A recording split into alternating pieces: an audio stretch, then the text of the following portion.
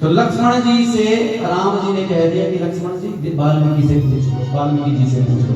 वाल्मीकि जी ने एक ही बात कही, सोई जानई जे देनु जनाई, और जानत तुम ही हो जाई, और जानत तुम ही हो जाई, और जानत तुम ही हो जाई। सोई जानई जे देनु जनाई, और जानत तुम ही हो जाई, कोई नहीं तो तुम हो जाई। कहते हैं कि प्रभु आपको कोई जान नहीं सकता। कब तक? जब तक आप नहीं जाते महाराज, जब तक आप कहेंगे तब ही व्यक्ति आपको जान पाएगा, आपके मर्म को पहचान पाएगा। और भगवान को नहीं जाना, दिन भर आप पूजा पाठ करते रहो, कोई फायदा नहीं है जब तक भगवान को नहीं जान पाएगा। अब जैसे ही भगवान ने कहा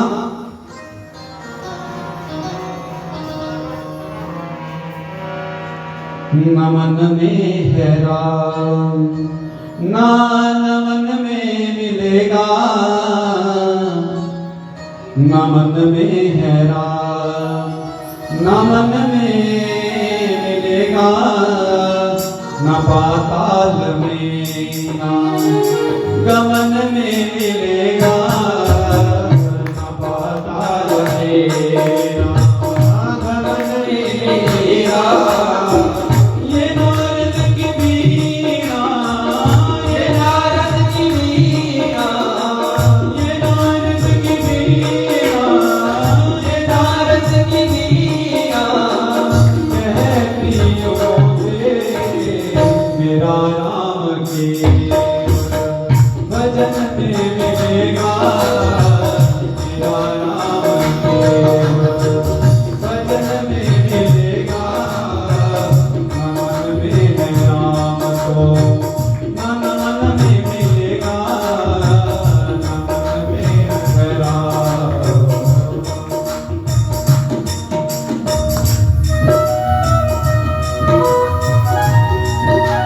बोलिए रामचंद्र भगवान की जय।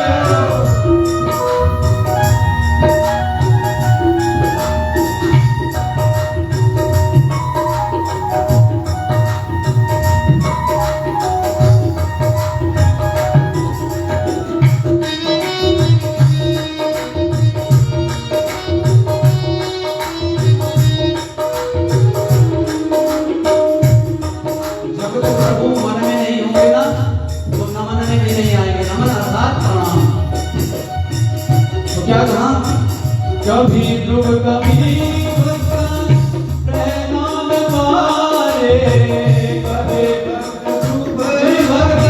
प्रणाम पाए, कभी ध्रुव कभी भक्त प्रणाम मारे, कभी ध्रुव कभी भक्त प्रहलाद पाए, कभी जाके समरी की कोई समझ तुम्हारे, कभी जाके समरी की कोई समझ तुम्हारे। ये अविलंब आते हैं, ये अविलंब आते हैं, दुख के घड़ी में ये अविलंब आते हैं, दुख के घड़ी में वो पीड़ा और दुख रुदन में मिलेगा, वो पीड़ा और दुख रुदन में मिलेगा। क्या कहा? ये अविलंब आते हैं दुख की घड़ी में, वो पीड़ा और दुख के रुदन में मिलेगा। जब आप दुख में होंगे और प्रभु को हाथ खड़े करके पुकारोगे, हाथ जोड़ में पुकारोगे, भगवान आपको मिलेंगे। वो क्या कहेंगे? वो पीड़ा और दुख के रुदन में मिलेगा, वो पीड़ा और दुख के रुदन में मिलेगा। मेरा नाम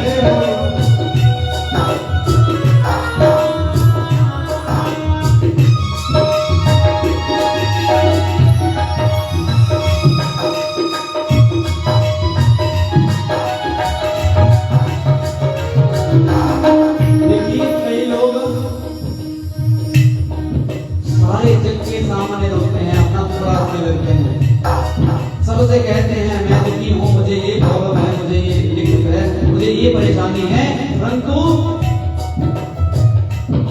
वो आपका हल नहीं कर सकते। इससे अच्छा है प्रभु के साथ रहना। तो बड़ा क्या करना है?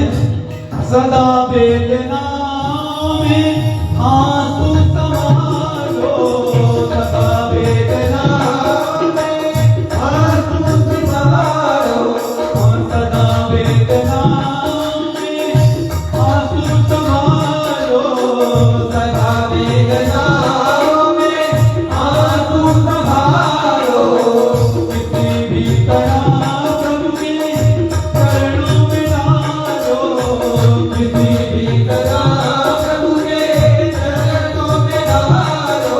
क्या डालना है प्रभु के चरणों में? आपका तन, आपका मन, आपका धर्म, और जैसे आप हो, अच्छे हो चाहे बुरे हो, मन में पाप की है, तब भी ये कह देना है कि जैसा कि खुदावंद आपका हो। क्या कहना है? सदा वेदना से आंसू संभालो, सदा वेदना से आंसू संभालो, किसी भी तरह प्रभु के चरणों में डालो, किसी भी तरह प्रभु के चरणों में डालो। और क्या? पहुंच जाए आहे, पहुंच जाए आहे, पहुंच जाए आहे, पहुंच जाए आहे, तेरी बस वहाँ तक, तेरी बस वहाँ तक। फिर क्या होगा जब आप ये आए वहां तक पहुंच जाएंगी? पहुंच जाए आहे, पहुंच जाए आहे, तेरी बस वहाँ तक, तो आकर के तेरे भवन में मिलेगा, तो आकर के तेरे भवन में मिलेगा। कौन से भवन में? इस शरीर रूपी भवन में जो हमारा मन में है ना, इसी में हमको अनुभूति हो जाएगी कि प्रभु हमारे शरीर में बैठे हैं। तो आकर के तेरे भवन में मिलेगा, तो आकर के तेरे भवन में मिलेगा, मेरा राम केवल भजन में मिलेगा, मेरा राम केवल भजन में मिलेगा। मन में हो नान मन में मिलेगा, मन में हो नान मन में मिलेगा, न पाताल में न गमन में मिलेगा, न पाताल में न गमन में मिलेगा। ये नारद की मीरा, ये नारद की मीरा, ये नारद की मीरा, ये नारद की मीरा, मैं कहती हूँ मुझे मेरा राम तो भजन में मिलेगा, मेरा राम तो भजन में मिलेगा, मेरा राम तो भजन में मिलेगा, मेरा राम तो भजन में मिलेगा। देखिए इस भजन की बड़ी सुंदर एक पंक्ति है, अद्भुत है। क्या है? दूसरा उत्तराधिकारी गया, सदा वेदनाओं में आंसू संभालो, सदा वेदनाओं में जब आप दुख में हैं तो आंसुओं को संभालो महाराज। यहाँ हार होने से कोई फायदा होने वाला नहीं है। यदि आप दुनिया के सामने रोगे तो दुनिया पसंद होगी महाराज, और दुनिया के सामने यदि आप हंसोगे तो दुनिया दुखी होगी महाराज। तो क्या करना है? किसी भी तरह प्रभु के चरणों में डालो, किसी भी तरह प्रभु के चरणों में डालो, पहुंच जाए आए, पहुंच जाए आए। और जब आप अपनी दुखों को प्रभु के चरणों में डाल देंगे और आप रोएंगे उनके आगे हाथ फैलाएंगे, तो क्या कहा? लेकिन थोड़ा सुंदर लिखते हैं, पहुंच जाए आहे, पहुंच जाए आहे, पहुंच जाए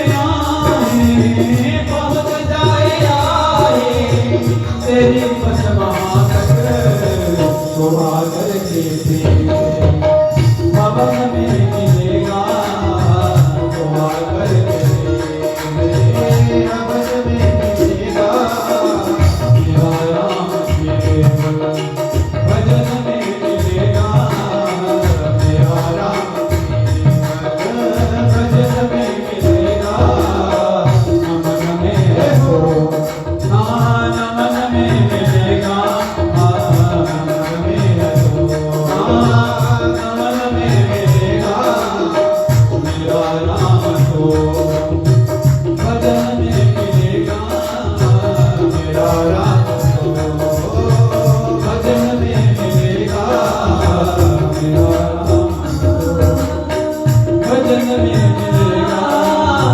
मेरा राम को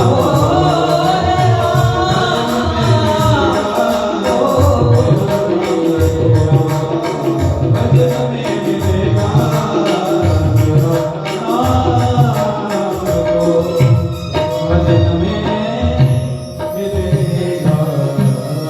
मेरा राम बोली रामचंद्र भगवान की क्या कहा? अपनी वेदनाओं को संभालो और प्रभु जी के चरणों में डालो, और जब आपकी आए प्रभु के चरणों में पहुंचेंगी तो आकर के तेरे भवन में मिलेगा महाराज, आपके अंदर ही भगवान प्रकट हो जाएंगे। तो जब यहाँ से हम जा रहे थे, एक भगत माँ जी की कथा गाड़ी में लगी हुई तो श्रवण किया। इसी बात पे जो आपको अभी एक अंतरा सुनाया ना कि भगवान के सामने रोना है। महाराष्ट्र में एक बड़ी भक्त हुई, नाम था सक्कू बाई। क्या नाम था? सक्कू बाई। बहुत अजब भक्त है महाराज, थोड़ी अब अद्भुत भक्त है। हर श्वास श्वास पर केवल विठ्ठल विठ्ठल जपती है महाराज। क्या जपती है? विठ्ठल विठ्ठल जपती है।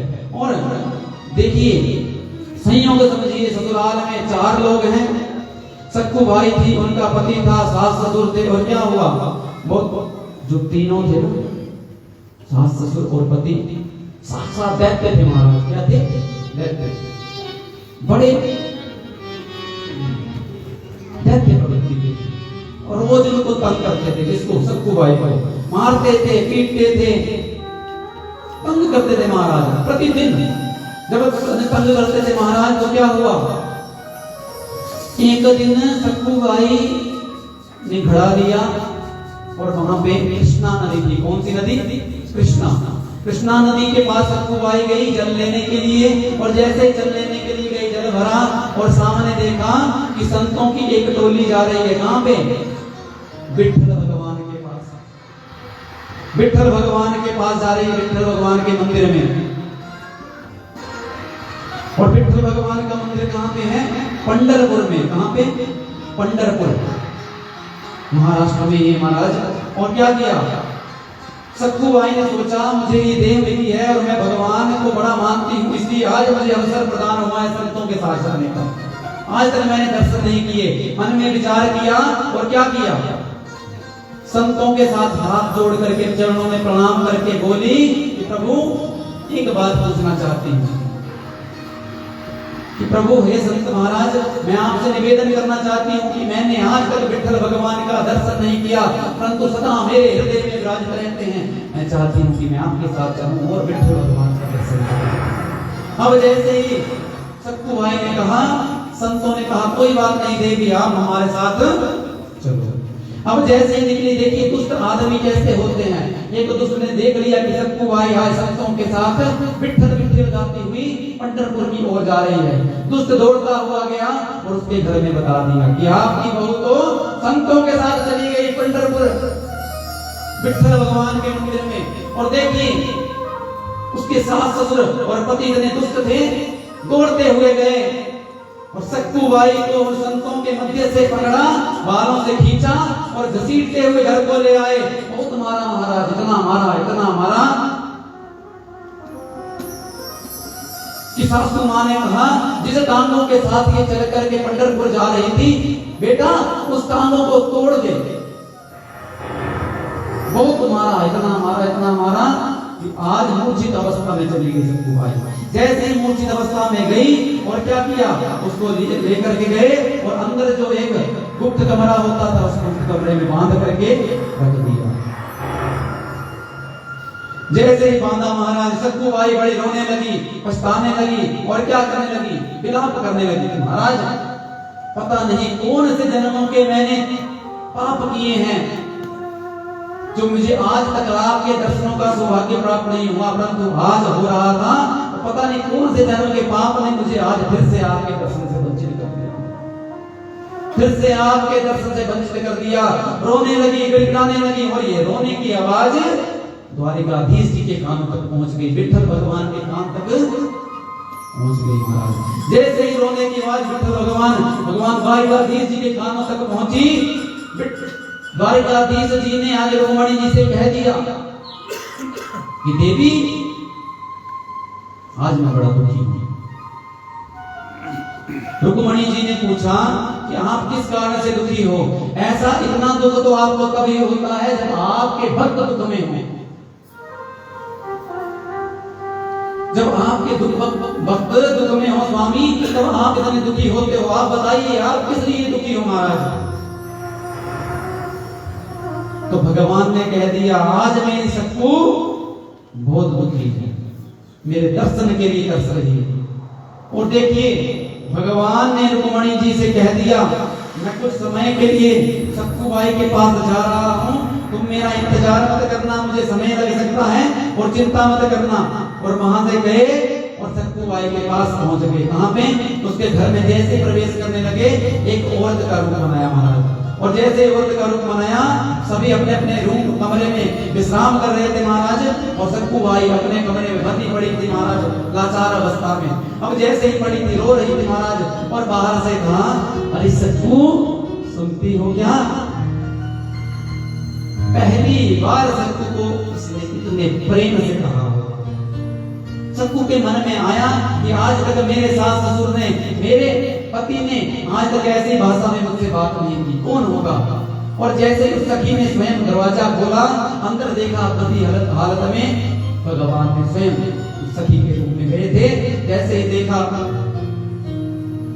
सक्कू ने कहा आप कौन देवी? मैंने आपको पहचाना नहीं। अरे तुम कैसे पहचानोगी, तुम तो पानी लेने आती हो और जब पानी लेने आती है तो मैं भी साथ में पानी भरती हूँ, परंतु क्या जब मैं पानी भरने आती हूँ आप भी पानी भरने आती हो, तो आप सदैव विठ्ठल भगवान की भक्ति में विठ्ठल विठ्ठल विठ्ठल करती हुई अपने देह और गेह को भूल करके पानी भर के चली जाती हूँ, बात भी नहीं करती, इतने भगवान में व्यस्त रहती हूँ। इसलिए मैं तुम्हें जानती हूँ सखी, मैं आपको सखी बनाना चाहती हूँ और आपसे निवेदन करती हूँ। सक्कू को कहा कि मुझे पता है आप संतों के साथ जा रही थी और आपको ऐसे ऐसे अत्याचार करके आपके पति देव ले आए। भगवान ने कहा कि सक्कू यदि तुम विठ्ठल भगवान के दर्शन करना चाहती हो, किसने कहा? भगवान ने सखी रूप में बन के कहा कि यदि आप उस विठ्ठल भगवान के दर्शन करना चाहती हो तो मैं क्या करती हूँ, मैं यहाँ पे बंध जाती हूँ, आप मुझे बांध के चली जाओ, दरवाजा बंद बार से कर देना। और क्या करना, जैसे ही आपके पति आएंगे और आपके घर वाले सास ससुर आएंगे तो मैं उनसे कह दूंगी कि मैं अंदर ही हूँ। और आज भगवान ने उसका बंधन खोला और खुद उस बंधन में बंधवा करके आज भगवान देखी भक्त के लिए कहां चले गए? उस घर में कैद हो गया, बंद गए। जैसे ही बंधे महाराज, यहां सक्कू चली गई पंढरपुर विठ्ठल भगवान के मंदिर में। मंदिर में जैसे ही पहुंची, आज संतों को पकड़ा, उन संतों के पास पहुंची। अब संतों से आगे आगे दौड़ती हुई विठ्ठल विठ्ठल करती हुई जैसे ही मंदिर के पास पहुंची, भगवान को प्रणाम किया और प्रणाम करके पूरे मंदिर का दर्शन करके पीछे से संत भगवान हरे राम राम राम हरे हरे, हरे कृष्ण कृष्ण कृष्ण हरे हरे ऐसे मंत्रों का उच्चारण करते आ रहे थे। सक्कू बाई उन मंत्रों में, उन भजन में लीन हो गई महाराज, प्रेम में डूब गई भगवान के, अपनी देह को भूल गई, देह को भूल गई। और क्या हुआ महाराज?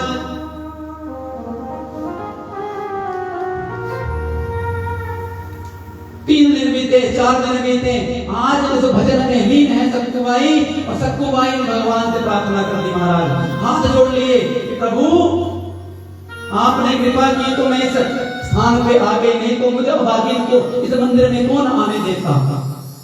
मैं इतनी दुखी आ रही थी, आपने मुझे इस मंदिर में पहुंचा दिया, एक कृपा और कर दो प्रभु, एक कृपा। एक बात मांग ली कि प्रभु मैं यहाँ पे ऐसे ही भजन करती रहूं और भजन करते करते अपने प्राणों को यहीं पे त्याग दूं, यहाँ से बाहर नहीं जाऊं। उसने कहा, सक्कुबाई ने रोते हुए कहा भगवान से, और जब कहा तो भगवान का आसन भी गया। सक्कुबाई 15 दिन हो गए, 20 दिन हो गए, महीना होता आया और उसी भक्ति में लीन होके नाच रही है, हरे कृष्ण कृष्ण कृष्ण हरे हरे, हरे राम राम राम हरे हरे।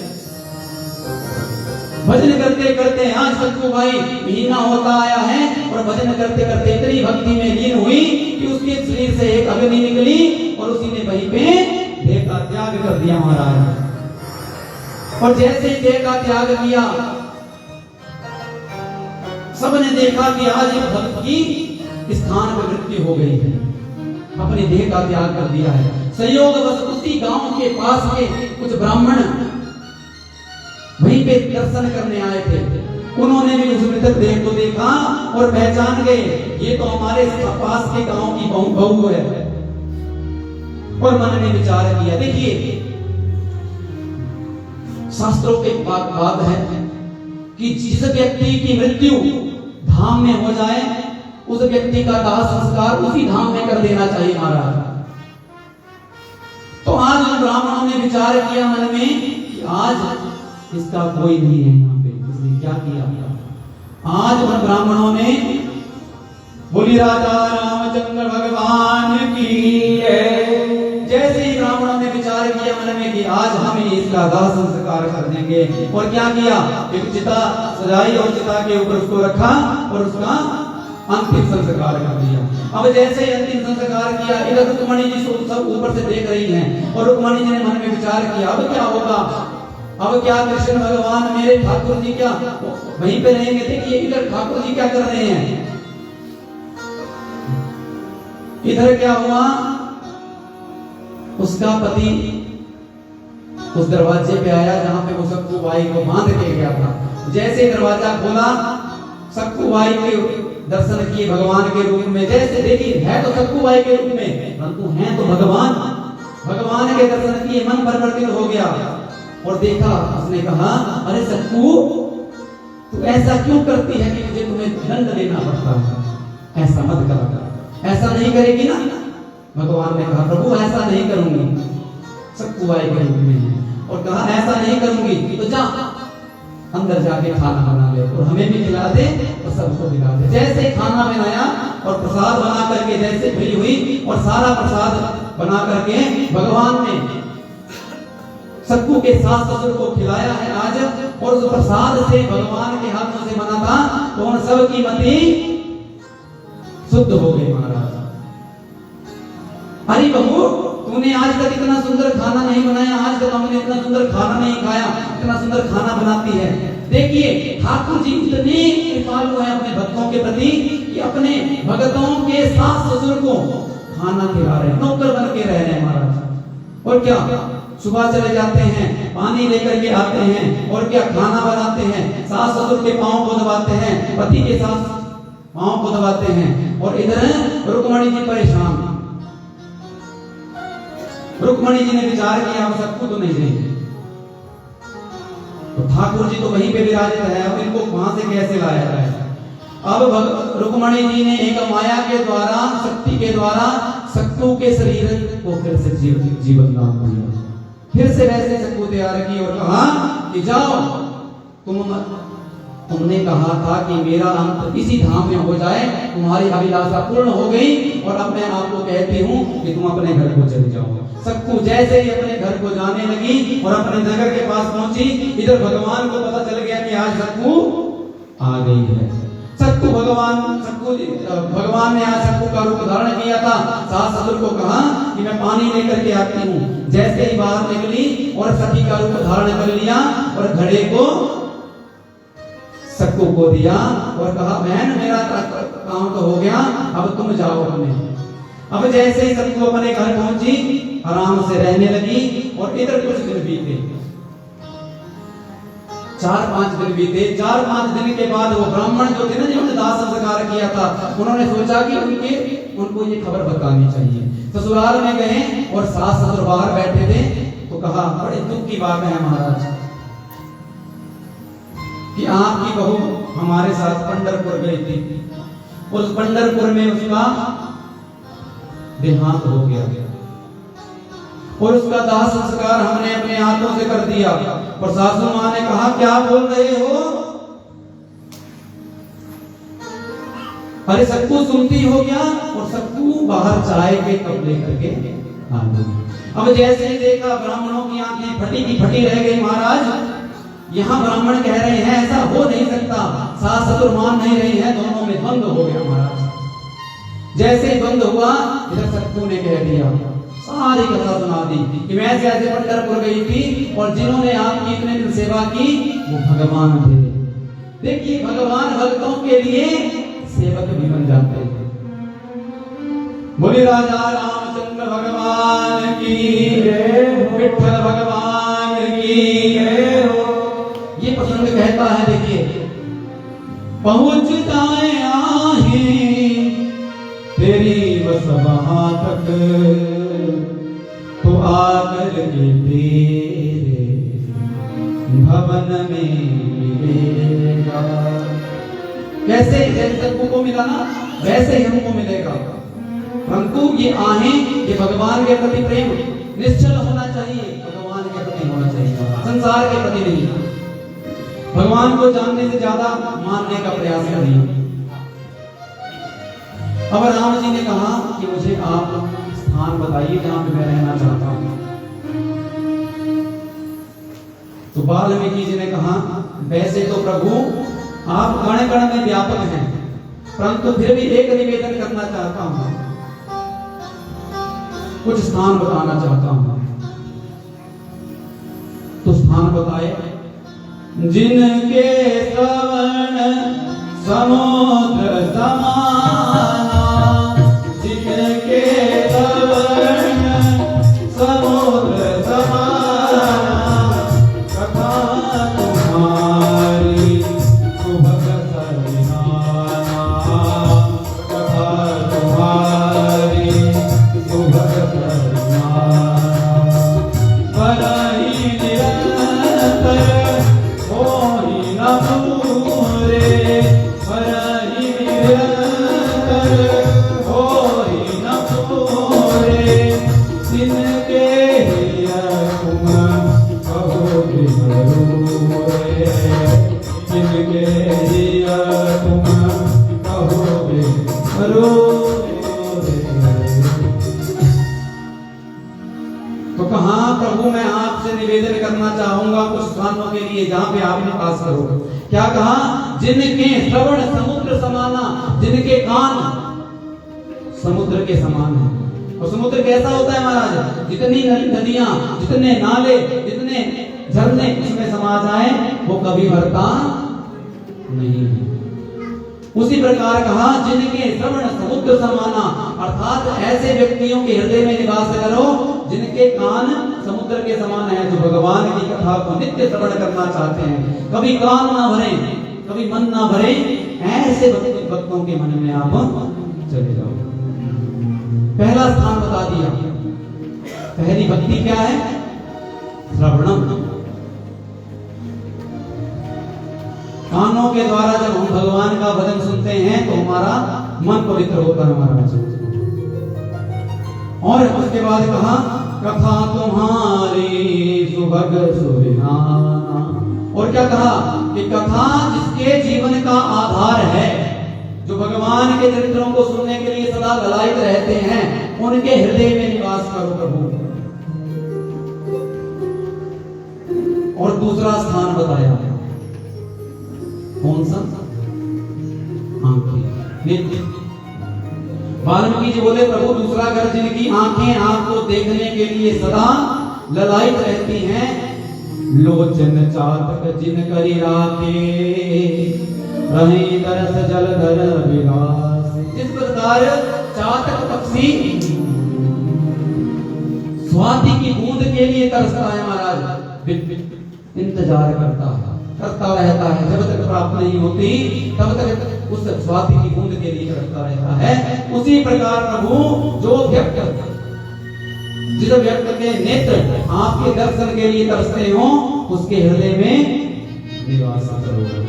बोले रामचंद्र भगवान की जय हो। अब कहा तीसरा स्थान बताया, कौन सा? जीभा। जीभा स्थान बताया, कहा जिसकी जीवा पे आपका नाम सदैव रहे। देखिए त्रिवेणी है, प्रयागराज कौन कौन गया है? कितनी नदियां हैं?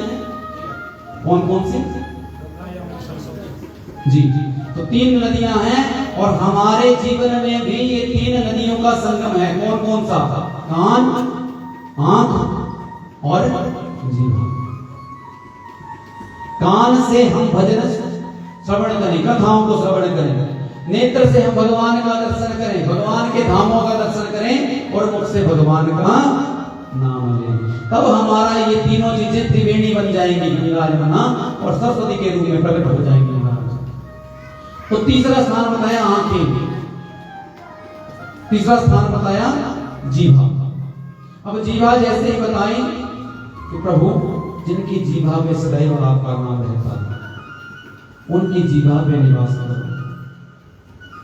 और कहा वाल्मीकि जी कहते प्रभु जिनकी जीभा निरंतर आपके नाम में लगी है, उसकी हृदय में निवास करो।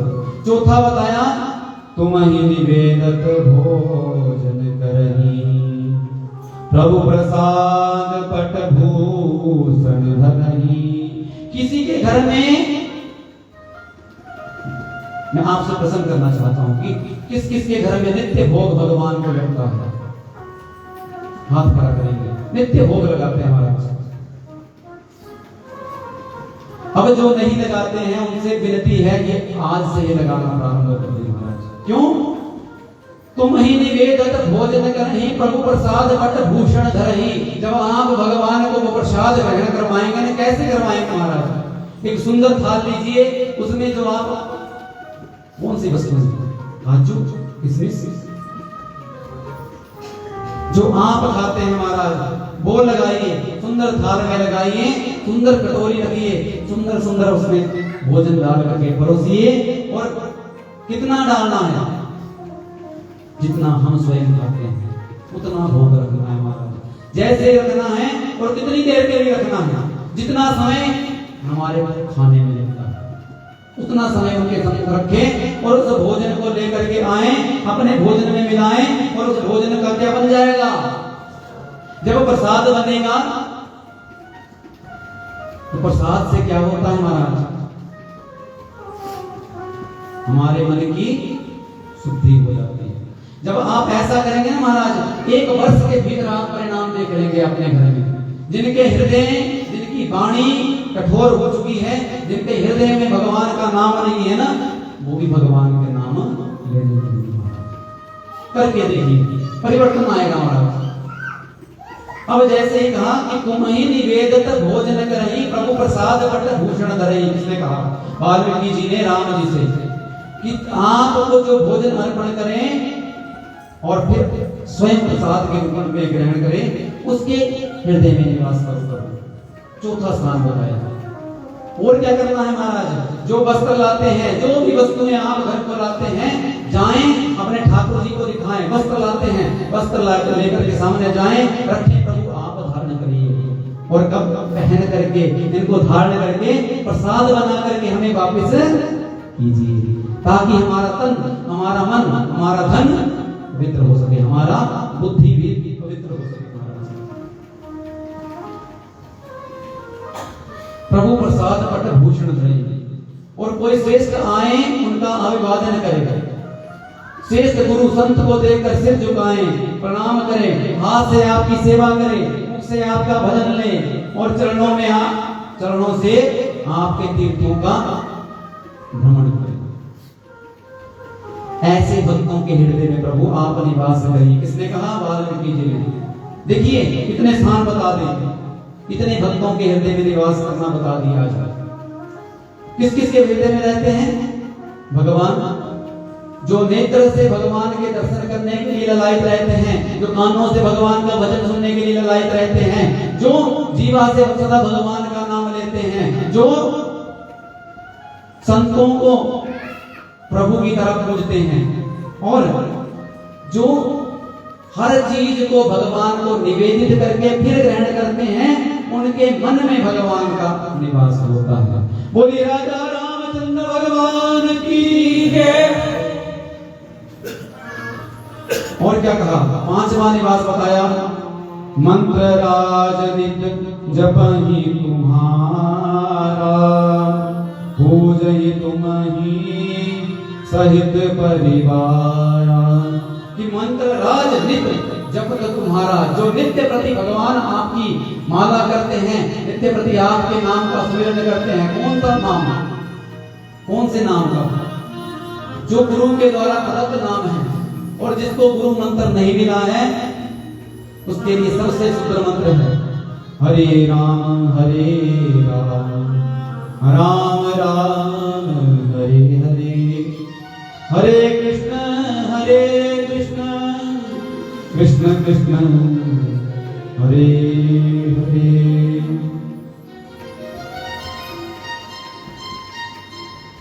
प्रभु जो आपकी माला फेरता है, आपकी भक्ति करता है और आपकी माला स्वयं ही नहीं करता, पूरे परिवार को कराता है, पूरे समाज को करवाता है। देखिए एक निवेदन करना चाहूंगा आपसे, एक निवेदन कि जब भी आप घर में पूजा करें अकेले ना करें, अपने बच्चों को साथ में बिठाएं महाराज।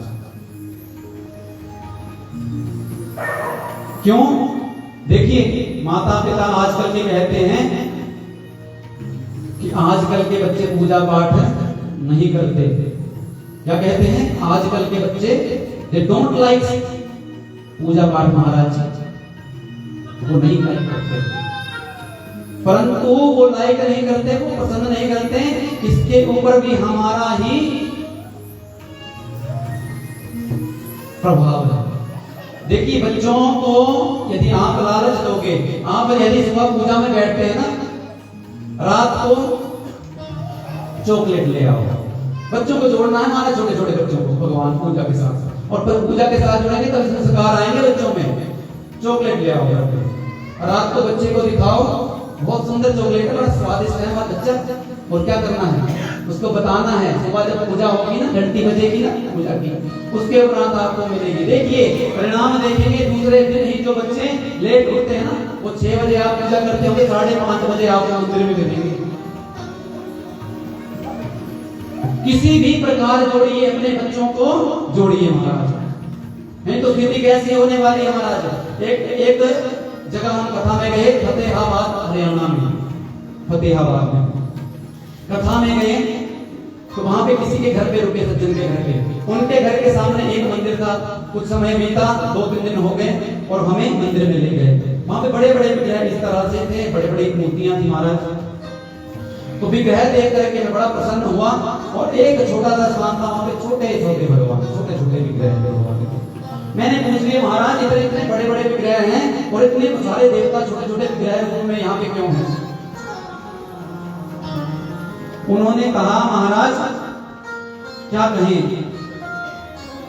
एक सज्जन हैं जिन्होंने ये सारे देवता अपने घर से उठाए और मंदिर में छोड़ दिए। मैंने पूछा क्यों? बोले उनके पिताजी जो थे ना, बड़ी पूजा करते थे, बड़ा पाठ करते थे, परंतु इनके बच्चों ने क्या किया? इनके बच्चों ने सोचा कौन पूजा करे, कौन नित्य भगवान का भजन करे, इसलिए क्या किया? उन देवताओं को लिया और मंदिर में छोड़ दिया। मन में सोचा कि कौन पूजा करे, जो मेरे पिताजी पूजा करते थे हम नहीं कर सकते, इसलिए मंदिर में छोड़ दिए सारे देवताओं। देखिए उस व्यक्ति की तरह हमारे समाज का पतन ना हो जाए सबका। क्या करना है? बच्चों को पूजा में लगाना है, नहीं तो हमारे बच्चे भी हमारे भगवान हमारे देवताओं को उठा करके मंदिरों में रखेंगे महाराज। और यदि आप चाहते हैं कि मंदिरों में ना रखे जाए, उनकी सेवा हो, तो आप बच्चों को भी भगवान के साथ जोड़ें। तो इस प्रकार भगवान को ये स्थान बताए और कहा कि प्रभु आप जाओ चित्रकूट में जाकर के निवास करो। बोले राजा रामचंद्र भगवान की जय। और चित्रकूट में देवताओं के द्वारा आपके लिए कुटिया का निर्माण किया गया है, उस कुटिया में आप निवास करो। इधर सुमंत्र जी अयोध्या पहुंचे। जैसे ही दशरथ जी के पास पहुंचे, दशरथ जी ने देखा कि आज सुमंत्र जी अकेले आए हैं और दशरथ जी मानो प्रायश्चित करने लगे और क्या कहा, राम राम कही राम कही, राम राम कही राम, तन परिवैर रघुबीर विरह, राम गयो सुरधाम। 6 बार कहा राम राम राम राम का उच्चारण करते हुए आज अपने देह का त्याग कर दिया दशरथ जी महाराज ने।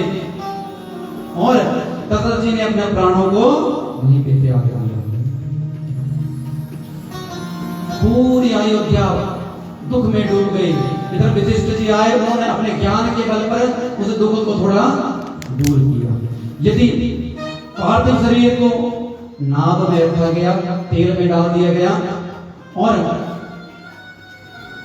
गुरुदेव भगवान ने एक पत्र लिखा, दूतों को भेजने लगे, तो मां ने कह दिया, किस लिए लिखा पत्र? भरत जी और शत्रुघ्न जी के लिए कि आप उनको बुला करके लाइए।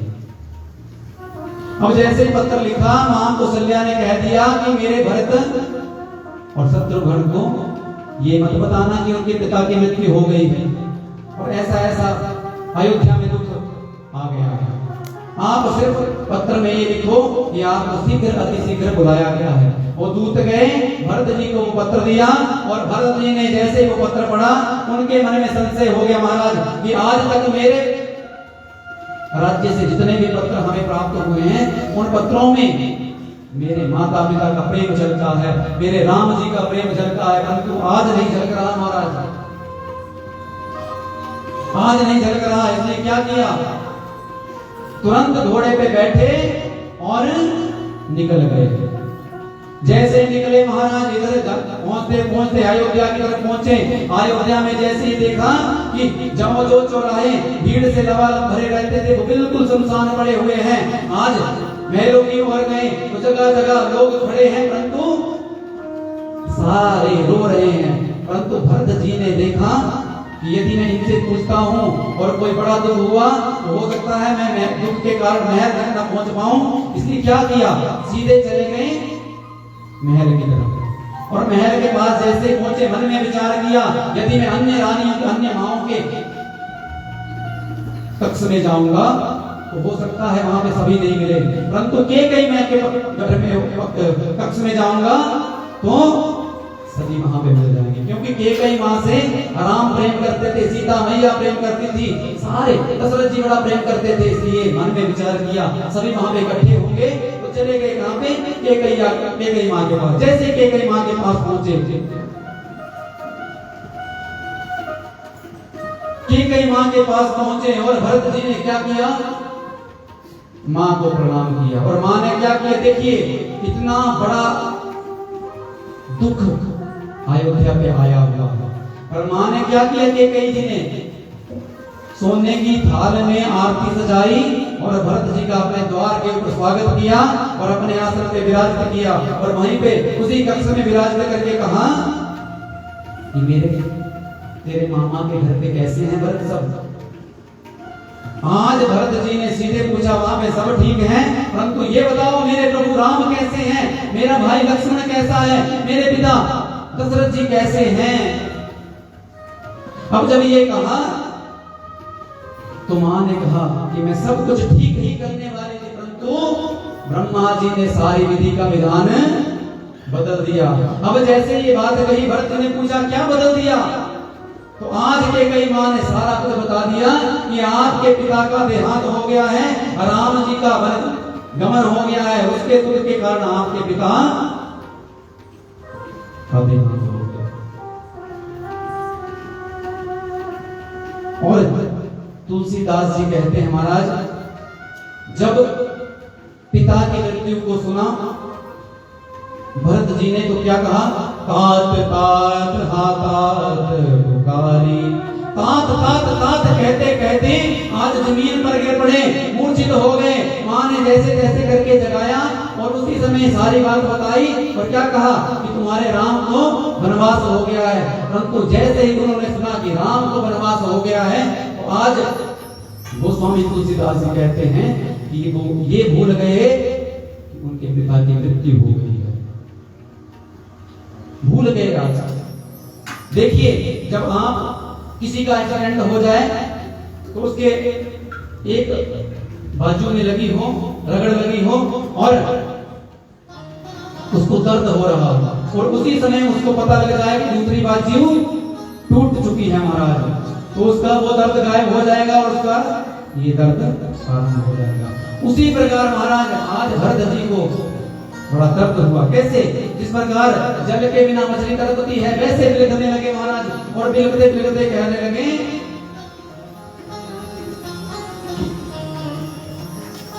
क्या कारण हुआ मां?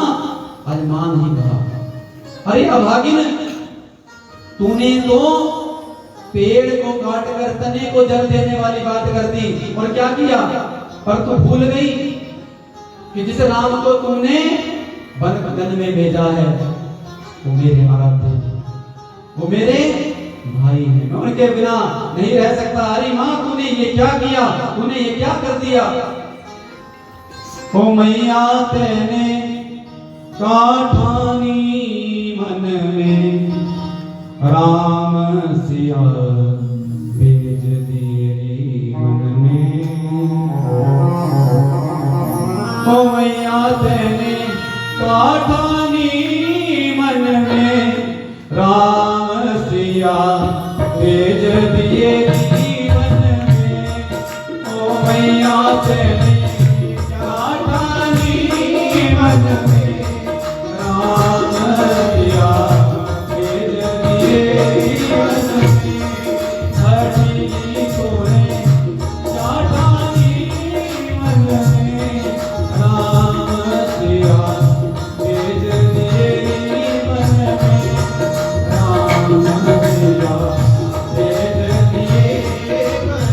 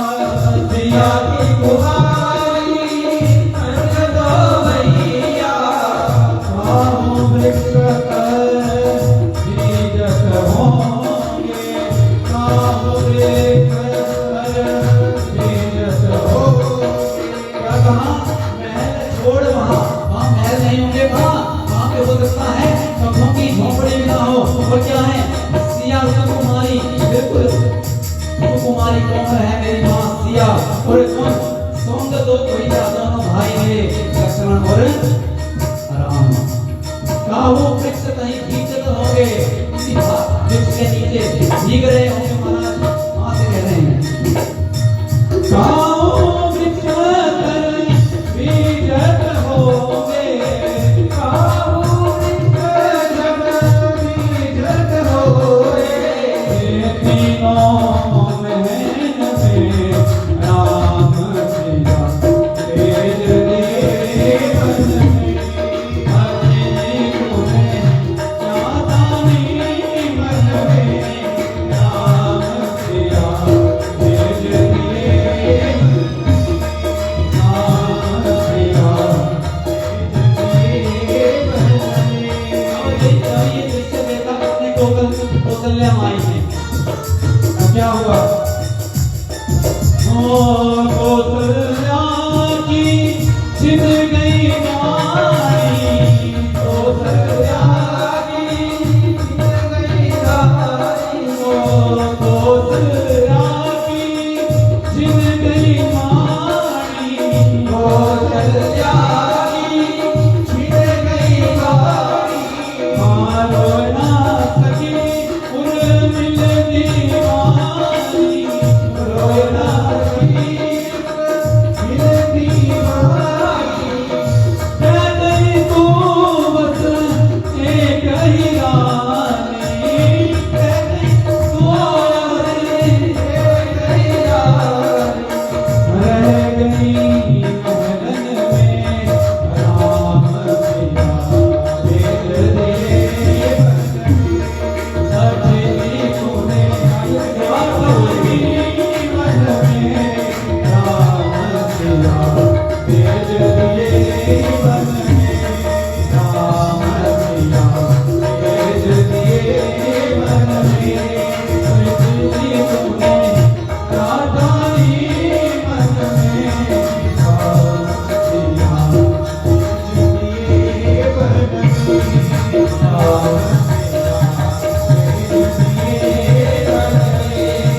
राम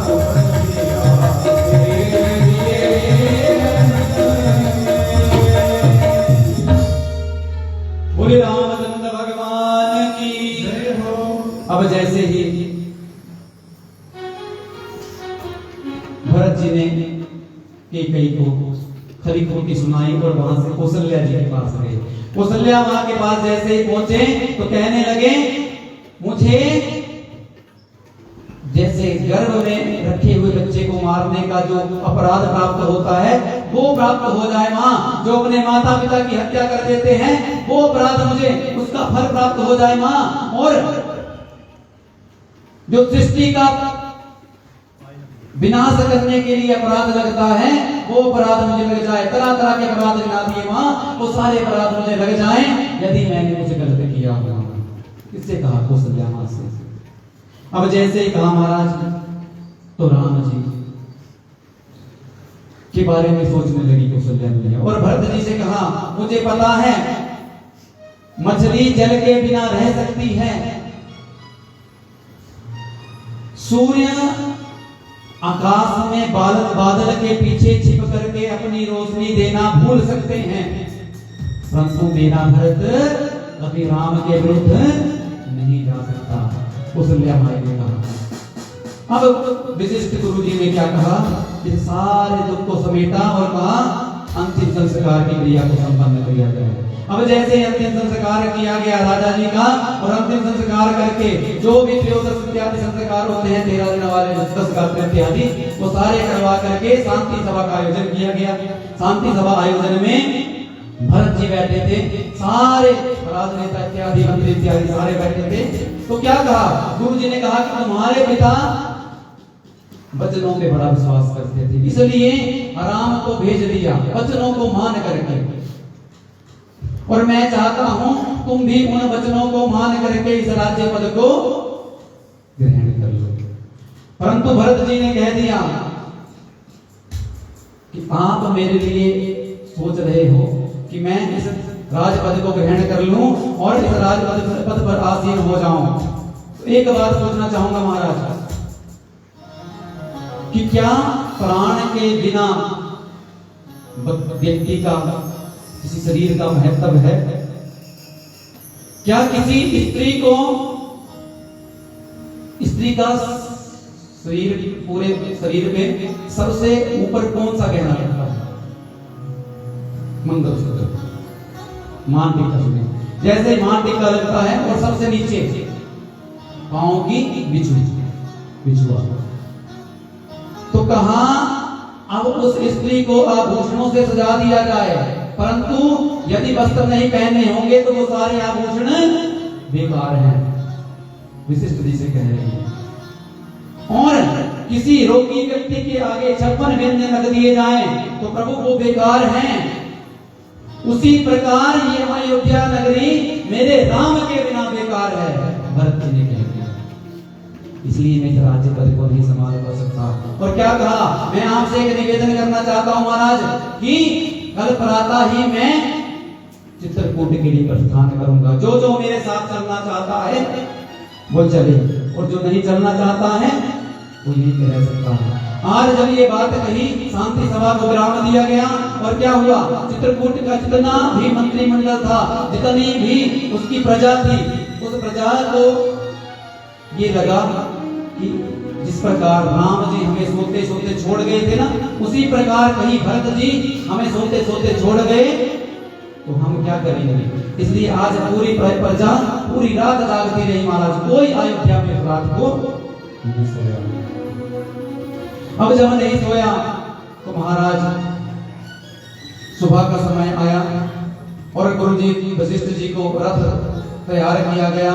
सभी के लिए माताओं के लिए पालकियां तैयार की गई। और भरत जी ने गुरु जी से निवेदन कर दिया कि मैं चाहता हूं यहाँ से जब हम राम भगवान अपने प्रभु के पास पहुंचे, भाई के पास पहुंचे, तो क्या हो, उनका वहीं पे राज्याभिषेक कर दिया जाए। महाराज जैसे ही कहा कि वहीं पे राज्याभिषेक कर दिया जाए, गुरु जी ने कहा जल्दी से सारी राज्याभिषेक की सामग्री लेकर के यहाँ से रवाना हुआ जाए। सारी राज्याभिषेक की सामग्री को लिया गया और वहां से आज भरत चले। कैसे चले? भरत चले चित्रकूट राम जी मनाने, भरत चले चित्रकूट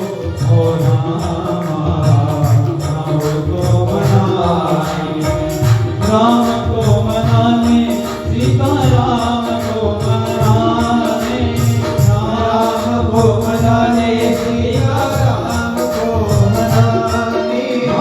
भरत चले चित्रकूट राम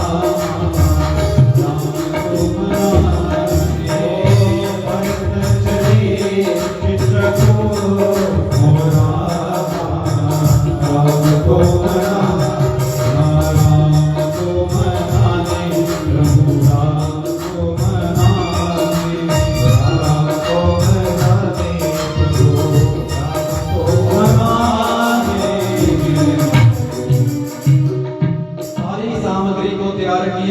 गुरुजी वशिष्ठ का रथ तैयार करके सबसे पहले गुरुजी को विराजित किया, फिर माताओं को उनकी पालकी में विराजित किया और अंत में स्वयं बैठे सारी प्रजा को लेकर के आज चित्रकूट की ओर निकले। और पहले दिन तमसा नदी के तट पर विश्राम किया महाराज, और दूसरे दिन गोमती नदी के तट पर विश्राम किया, तीसरे दिन सई नाम की नदी है उसके ऊपर विश्राम किया, उसके उपरांत और चौथे दिन भरत भैया ने पूरे समाज के साथ श्रृंगवेरपुर में गंगा नदी के तट के ऊपर विश्राम किया।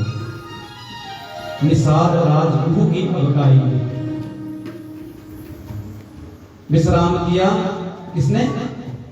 भरत जी सारी प्रजा के साथ, अपनी माताओं के साथ, और उन्होंने वहां पे विश्राम किया।